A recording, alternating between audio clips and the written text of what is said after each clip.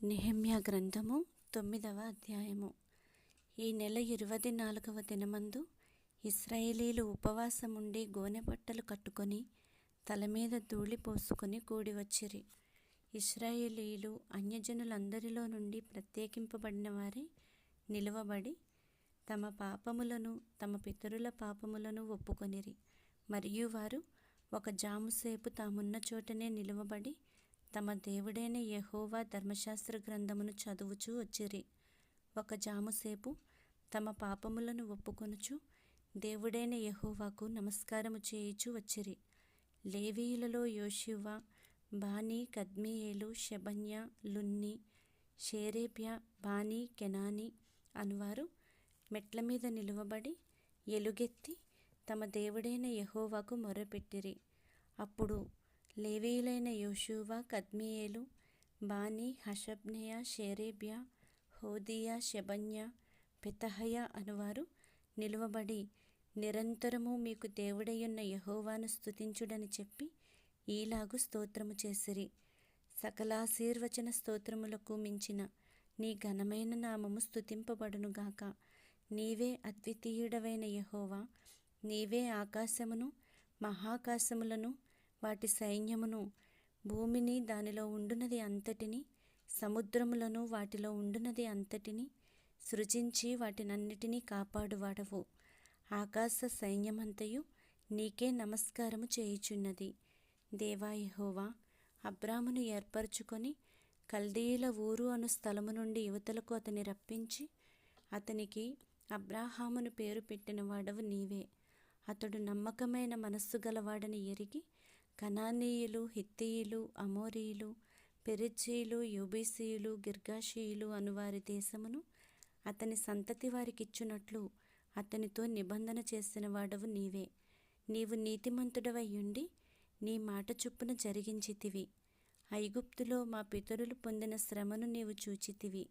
ఎర్ర సముద్రమునొద్ద వారి మొర్రను నీవు వింటివి. ఫరోయు అతని దాసులందరును అతని దేశపు జనులందరును వారి ఎడల బహు గర్వముగా ప్రవర్తించిరని నీకు తెలియగా నీవు వారి ఎదుట సూచక క్రియలను మహత్కార్యములను చూపించితివి. అలాగున చేయుట వలన నీవు ఈ దినమందున్నట్టుగా ప్రసిద్ధి నొందితివి. మరియు నీ జనులందరి ఎదుట నీవు సముద్రమును విభాగించినందున వారు సముద్రము మధ్య పొడినేళ్లను నడిచిరి. ఒకడు లోతునీట రాయి వేసినట్లు వారిని తరిమిన వారిని అగాధ జలములలో నీవు పడవేసితివి. ఇదియుగాక పగటి కాలమందు మేఘస్తంభములో ఉండినవాడవును, రాత్రికాలమందు వారు వెళ్ళవలసిన మార్గమున వెలిగించుటకై అగ్నిస్తంభములో ఉండినవాడవును అయ్యుండి వారిని తోడుకొని పోతివి. సీనాయి పర్వతము మీదికి దిగివచ్చి ఆకాశము నుండి వారితో మాటలాడి వారికి నీతియుక్తమైన విధులను, సత్యమైన ఆజ్ఞలను, మేలుకరములైన కట్టడలను, ధర్మములను నీవు దయచేసితివి. వారికి నీ పరిశుద్ధమైన విశ్రాంతి దినమును ఆచరింపనాజ్ఞ ఇచ్చి నీ దాసుడైన మోషే ద్వారా ఆజ్ఞలను, కట్టడలను, ధర్మశాస్త్రమును వారికి నియమించితివి. వారి ఆకలి తీర్చుటకు ఆకాశము నుండి ఆహారమును, వారి దాహము తీర్చుటకు బండలో నుండి ఉదకమును తెప్పించితివి. వారికి ప్రమాణము చేసిన దేశమును స్వాధీనపరచుకొనవలెనని వారికి ఆజ్ఞాపించితివి. అయితే వారును మా పితరులను గర్వించి లోబడనొల్లక నీ ఆజ్ఞలకు చెవియొగ్గకపోయిరి.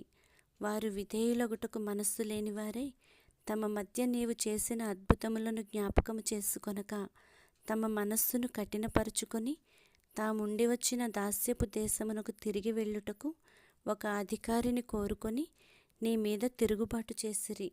అయితే నీవు క్షమించుటకు సిద్ధమైన దేవుడవును, దయావాత్సల్యతలు గలవాడవును, దీర్ఘశాంతమును బహు కృపయు గలవాడవునయుండి వారిని విసర్జింపలేదు. వారు ఒక పోతదూడను చేసుకొని ఐగుప్తులో నుండి మమ్మను రప్పించిన దేవుడు ఇదే అని చెప్పి నీకు బహు విసుగు పుట్టించినను వారు ఎడారిలో ఉండగా నీవు బహు విస్తారమైన కృప కలిగిన వాడవై వారిని విసర్జింపలేదు. మార్గము గుండా వారిని తోడుకొని పోవుటకు పగలు మేఘస్తంభమును, దారిలో వారికి వెలిగిచ్చుటకు రాత్రి అగ్నిస్తంభమును, వారిపై నుండి వెళ్ళిపోక నిలిచెను.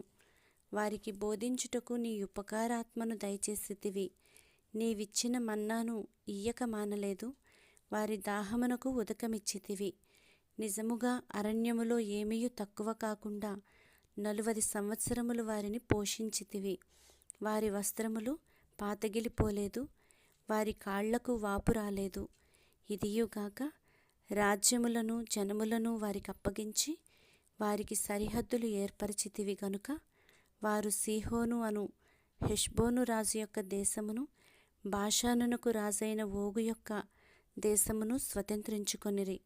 వారి సంతతిని ఆకాశపు నక్షత్రములంత విస్తారముగా చేసి ప్రవేశించి స్వతంత్రించుకొనున్నట్లు వారి పితరులకు నీవు వాగ్దానము చేసిన దేశములోనికి వారిని రప్పింపగా ఆ సంతతి వారు ప్రవేశించి ఆ దేశమును స్వతంత్రించుకొనిరి. నీవు కనానీయులను ఆ దేశవాసులను జయించి తమకు మనస్సు వచ్చినట్లు చేయుటకు వారి రాజులను ఆ దేశ జనులను వారి చేతికి అప్పగించితివి. అప్పుడు వారు ప్రాకారములు గల పట్టణములను, ఫలవంతమైన భూమిని స్వాధీనపరుచుకొని సకలమైన పదార్థములతో నిండియున్న ఇండ్లను, త్రవ్విన బావులను, ద్రాక్ష తోటలను, ఒలీవ తోటలను, బహు విస్తారముగా ఫలించు చెట్లను వశపరుచుకొనిరి.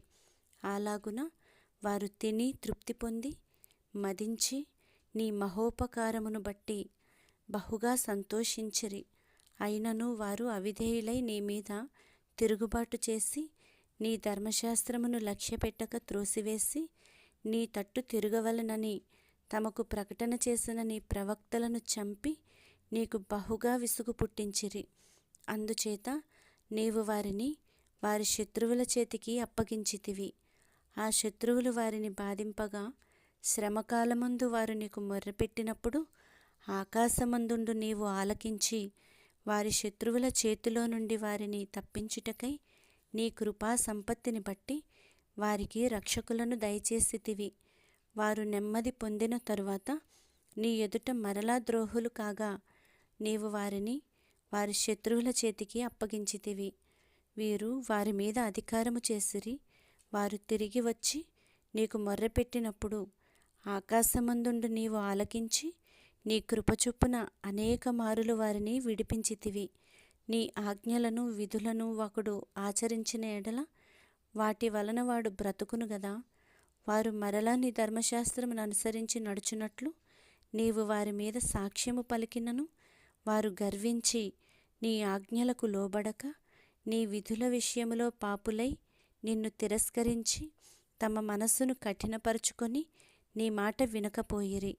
నీవు అనేక సంవత్సరములు వారిని ఓర్చి నీ ప్రవక్తల ద్వారా నీ ఆత్మచేత వారి మీద సాక్ష్యము పలికితివి గాని వారు వినకపోయిరి. కాగా నీవు ఆయా దేశములలోనున్న జనుల చేతికి వారిని అప్పగించితివి. అయితే నీవు మహోపకారివైయుండి వారిని బొత్తిగా నాశనము చేయకయు విడిచిపెట్టకయు ఉంటివి. నిజముగా నీవు కృపా కనికరములు గల దేవుడవై ఉన్నావు. చేసిన నిబంధనను నిలుపుచు కృపచూపునట్టి మహాపరాక్రమశాలివియు భయంకరుడవునగు మా దేవా, అశ్షూరు రాజుల దినములు మొదలుకొని ఈ దినముల వరకు మా మీదికిని, మా రాజుల మీదికిని, ప్రధానుల మీదికిని, మా పితరుల మీదికిని, నీ జనులందరి మీదికిని వచ్చిన శ్రమయంతయు నీ దృష్టికి అల్పముగా ఉండకుండునుగాక. మా మీదికి వచ్చిన శ్రమలన్నిటినీ చూడగా నీవు న్యాయస్థుడవే. నీవు సత్యముగానే ప్రవర్తించితివి, కానీ మేము దుర్మార్గులమైతిమి. మా రాజులు గాని, మా ప్రధానులు గాని, మా యాజకులు గాని, మా పితరులు గాని నీ ధర్మశాస్త్రమును అనుసరించి నడువలేదు.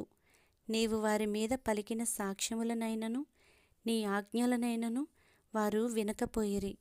వారు తమ రాజ్య పరిపాలన కాలమందు నీవు తమ ఎడల చూపించిన గొప్ప ఉపకారములను తలంచక నీవు వారికిచ్చిన విస్తారముగు ఫలవంతమైన భూమిని అనుభవించియుండియు నిన్ను సేవింపకపోయిరి. తమ చెడు నడతలు విడిచి మారుమనస్సు పొందరైరి. చిత్తగించుము, నేడు మేము దాస్యములో ఉన్నాము. దాని ఫలమును దాని సమృద్ధిని అనుభవించున్నట్లు నీవు మా పితరులకు దయచేసిన భూమియందు మేము దాసులమై ఉన్నాము. మా పాపములను బట్టి నీవు మా మీద నియమించిన రాజులకు అది అతి విస్తారముగా ఫలమిచ్చుచున్నది. వారు తమకిష్టము వచ్చినట్లు మా శరీరముల మీదను మా పశువుల మీదను అధికారము చూపుచున్నారు గనుక మాకు చాలా శ్రమలు కలుగుచున్నవి.